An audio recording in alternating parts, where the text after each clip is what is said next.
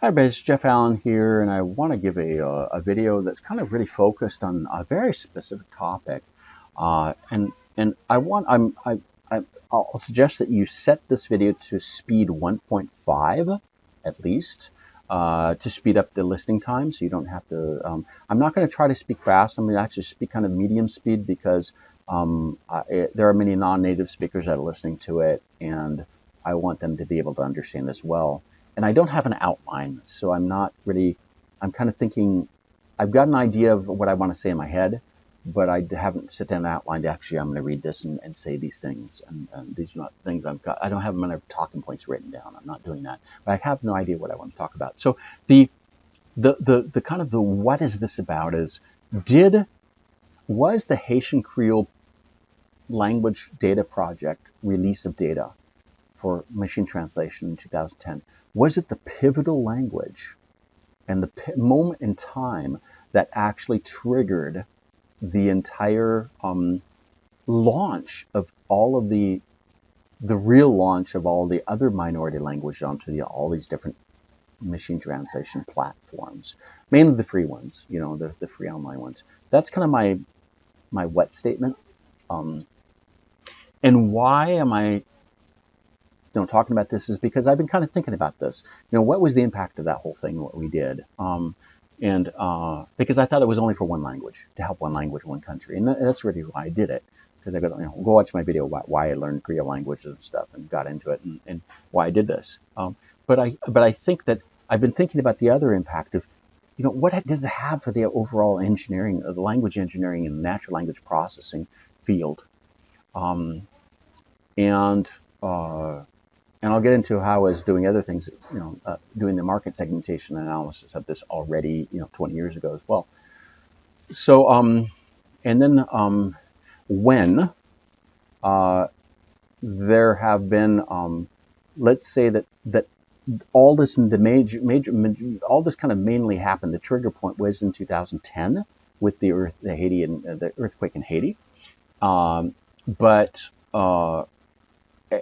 in the previous 10 years, because 10 years before that, I was the technical director, the CTO of ELRA, the European Language Resources Association, and its distribution agency, which is basically a language data provider, a producer and provider and validation center for basically language databases for speech, text, and terminology databases for basically all the language technologies that we know today.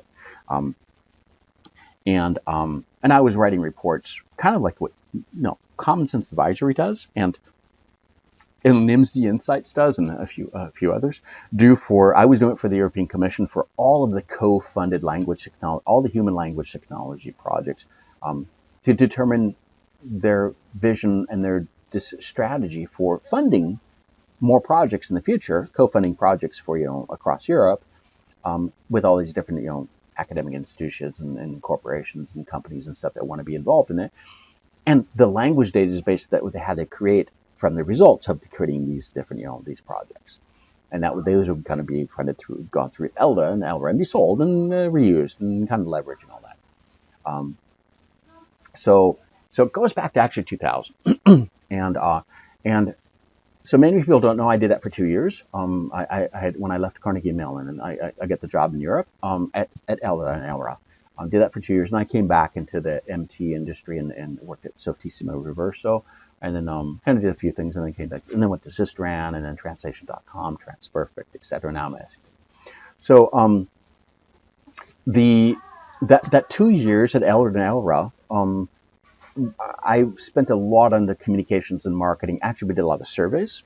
I did a number of I spent 2 years actually doing surveys, or planning to do surveys, and I spent a full year, not full time, but a full year, doing a series of surveys for the language database needs across all languages for all language technologies. Okay. With a number of customers, all the customers of ELRA and ELDA at the time,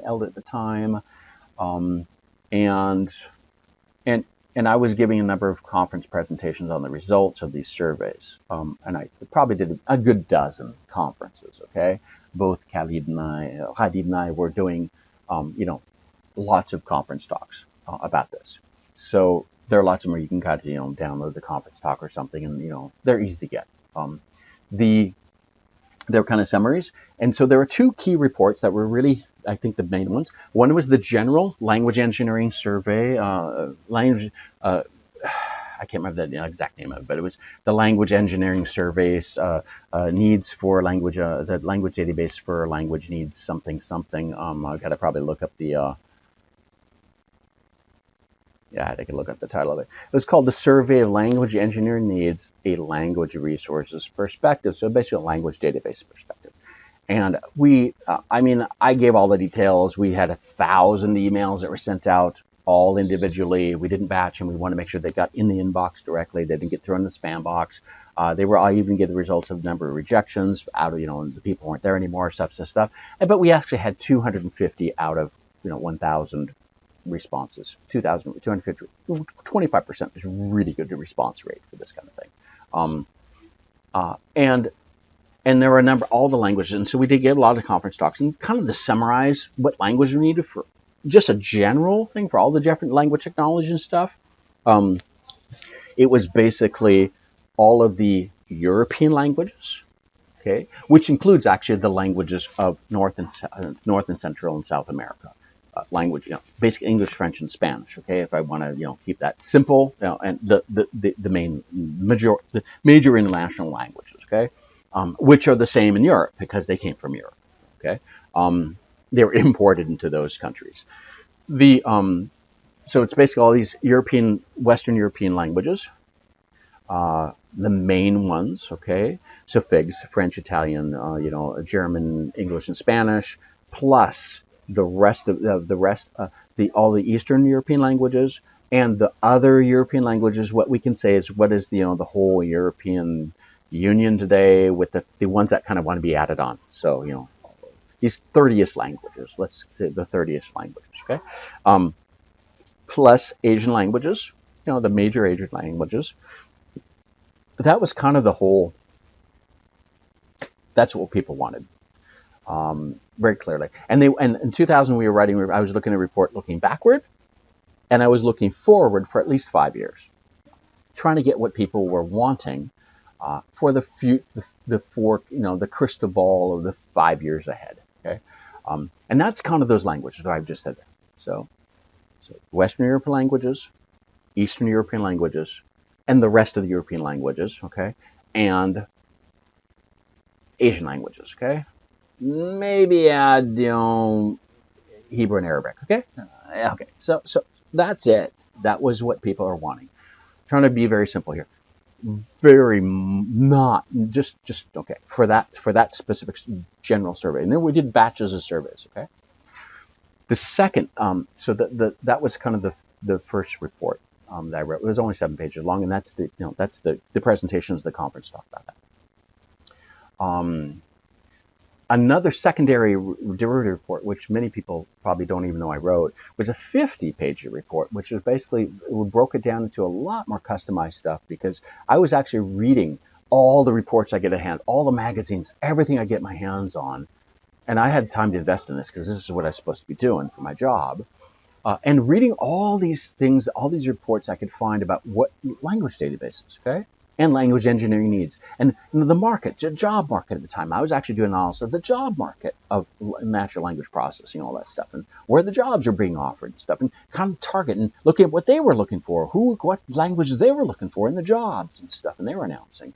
I had a whole list, just section of the jobs, and actually seeing what languages were mentioned in the job for announcements for like 2 years. Okay, and every report you can imagine, I didn't have to pay several thousand euros for, okay, dollars for, just so kind of basically that.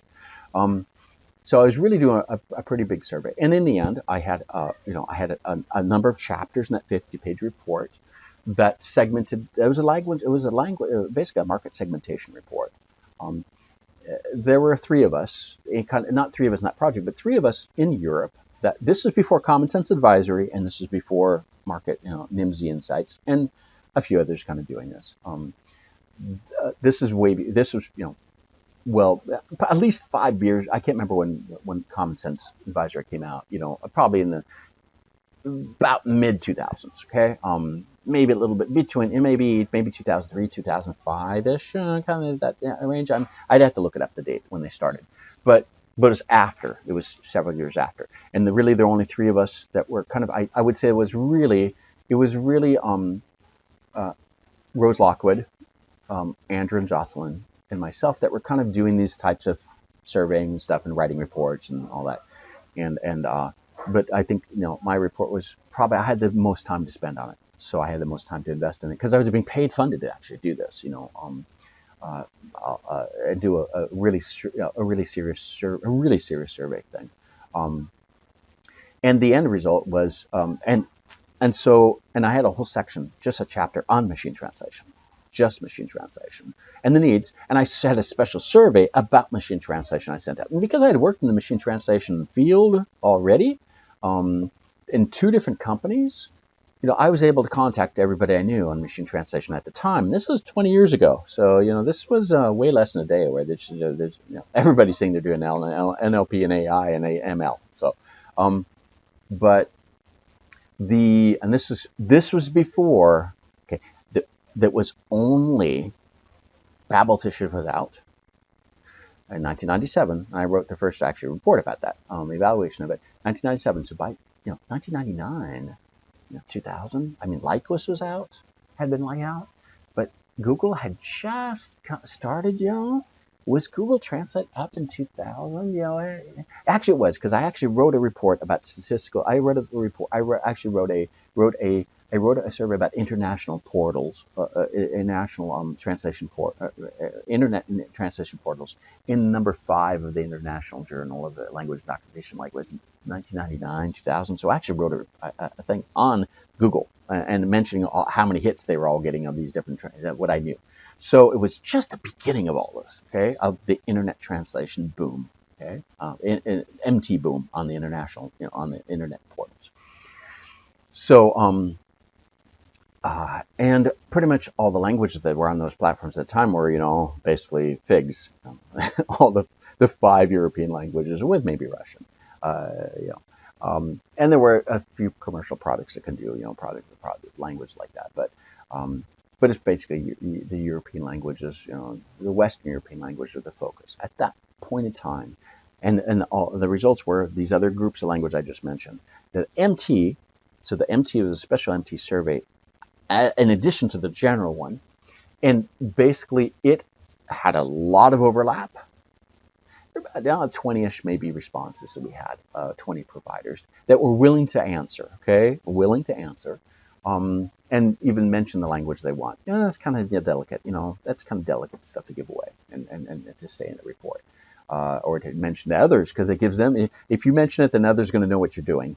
So the MT market was really a small world at the time.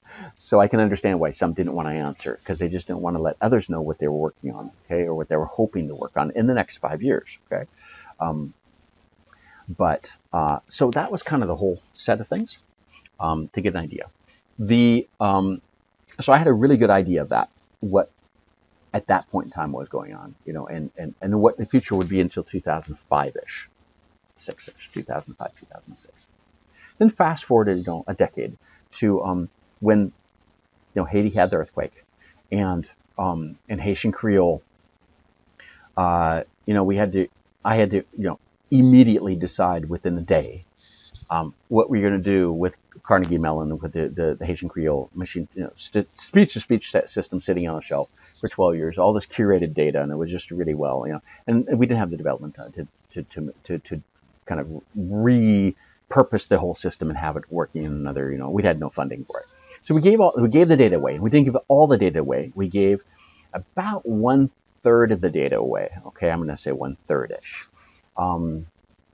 And we gave away, and there's the statistics on this are off on you just go up on the Carnegie Mellon website, the speech one of the Haitian, just look it up.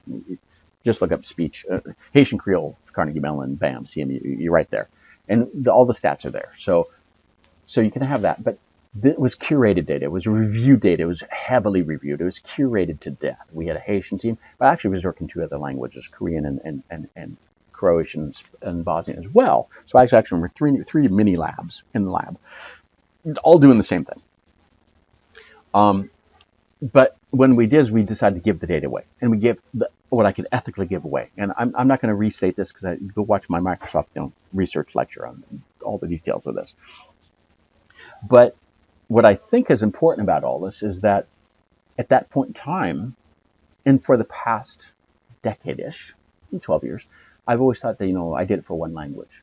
And actually, I'm thinking, thinking about this past week about the reports that I wrote back in 2000 for the European Commission, um, and looking at and just keeping it up to date about what's happening. And I'm constantly doing market watch, and watching. And I'm always kind of looking what languages are coming up here and there, and I'm going to posit a hypothesis here, and I'm going to tag a bunch of people who have been involved in this, and all the NIMSD folks, and all the Common Sense Advisor folks, and the MT folks, and those have been around for a long time, and those that others. I'm going to tag all of you and ask your input on this.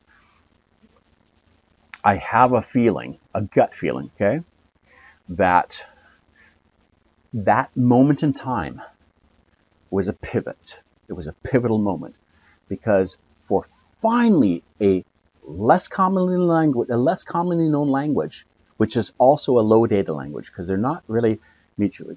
I mean, you can have major languages that are low data too. The Korean was an example of that, which we did. But when you have a less commonly known language that's also low data, and you have 300,000 words, bam, that are good, clean data. And then others start giving away because it was a situation of crisis and they want to give away their data. We did the 2,000 sentences, the medical phrases in 2 days. And others are willing to give their data to contribute to this, disaster relief, disaster recovery, response and disaster recovery situation. There are a lot of, people who want to give their data away to help the cause, okay?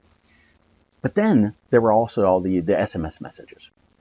And that was a kind of a real kind of test because all these SMT systems that had been worked on, or it was kind of the beginning of the real commercialization moment where, language had been around, but, it was really the moment of, there were lots of people kind of working on this stuff, but it wasn't kind of selling yet because you need a lot of data. And so it's kind of the pivotal moment to say, hey, we got this much clean data, and we got this extra clean data we can get, but here's how much bad data, poor data that we need to clean up, and they had to clean it up, and we need to clean it up. You know how much it costs to do that, okay? And we were able to, and people are able to say, based on our papers that we wrote, they knew how much time it took us to do what we did. So that's you can kind of cost figure that out pretty easy, estimate that. And we were pretty open about how much time it took, both for the text and for the speech data, and how much it took to do that. Not the money, but just you can extrapolate. And I think that gave the moment in time where finally all of these statistical machine translation providers at that moment in time were able to say, hey, we can have a business case now. We actually know how much it's going to take to actually do the next languages that are not part of these 30 languages, but are part of the other 7,000. And that, I think, gave the business justification to be able to begin counting that and be able to say, this is going to cost this much. It's going to be able to do this. And here's our priority. And it kind of gave the strategy to be able to do the business justification, sell it internally, and to be able to say, okay, here's the ones we want to go first. Here's the ones we want next, and all that, and actually just strategize it and figure out, based on, because you got to deal with all the different language databases that you can buy, you can license, you can partner and get, you can exchange, you can receive and clean up, all these different ways to do all these different things. It finally was a moment in time, and I think Haitian Creole was kind of the pivotal moment, the pivotal language, the pivotal moment, and it kicked off the entire minority language thing for, really putting into the online translation portals, which now they've mushroomed all over the past decade. There's so many of these languages now in all these translation portals, machine translation portals online. And I think it was the Haitian Creole one that kind of it was the trigger. So I'm going to tag a bunch of people. Let me know what you think about this. let me know if I'm true or if I'm completely off the wall. Um, but I've been thinking about it, just looking at the history of all this and looking at it and just kind of having done the reports and seeing and watch how the languages are coming and what points they come and we're adding the Indian language. There was, I think, one Indian language mentioned in the MT report, okay, and maybe Indonesian. I mean, it was all these other ones, these 30 plus one or two, okay. But we've seen a huge growth and we got Nigerian language, three or four in Nigeria and Google and Microsoft today, and I mean there are lots of them out there now today. So let me know what you think. I'd be interested to know and your thoughts about it. And again, it's just to kind of understand if this triggered or not. That's all. And to know if it did help to do the estimations. Um, I'm not looking for figures. I'm not looking for anything. Just kind of want to know if this is kind of along those lines. And that helps understand, hey, it had more impact. It had more impact than just one language. It wasn't about one language. It was kind of the trigger. It was kind of the springboard for the rest of them. But let me know your thoughts, your feedback. It'd be interesting to know. Thanks so much.